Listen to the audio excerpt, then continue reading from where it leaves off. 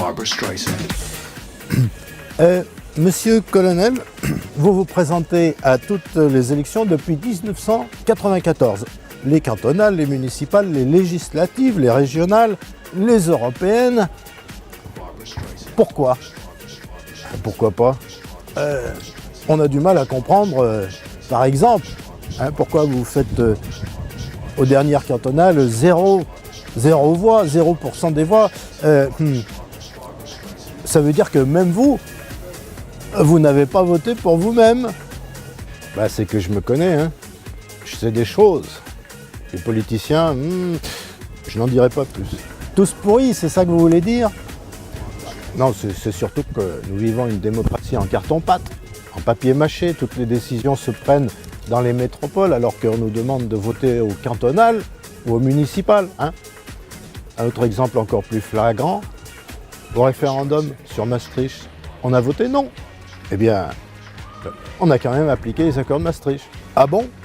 Par contre, sur les vrais sujets, je sais pas, la pauvreté, la précarité, le chômage, qui c'est qui commande? C'est le CAC 40. Et là, la démocratie, je vous prie de ne pas m'interrompre, c'est la démocratie du CAC 40, n'est-ce pas? On a d'autant plus de mal à comprendre pourquoi vous êtes candidat.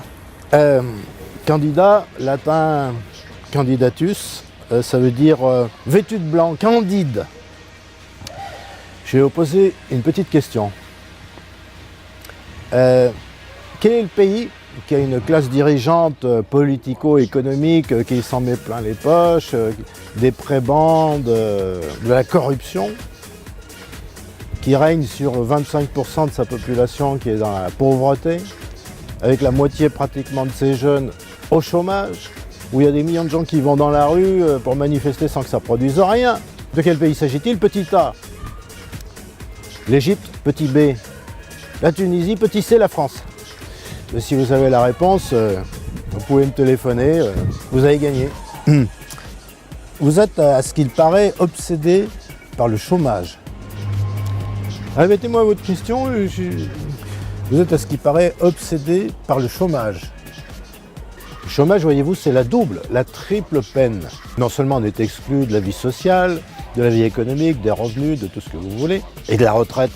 Les 3 millions de personnes qui ont défilé, on a très peu entendu dire que s'il n'y avait pas de chômage de masse, il n'y aurait pas de problème des retraites.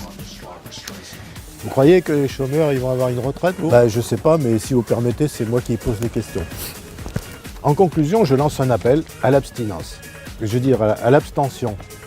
J'espère qu'on va pouvoir faire au minimum 70% d'abstention. Enfin, peut-être que si on arrive à 80%, là on aura gagné. Enfin, je suis optimiste.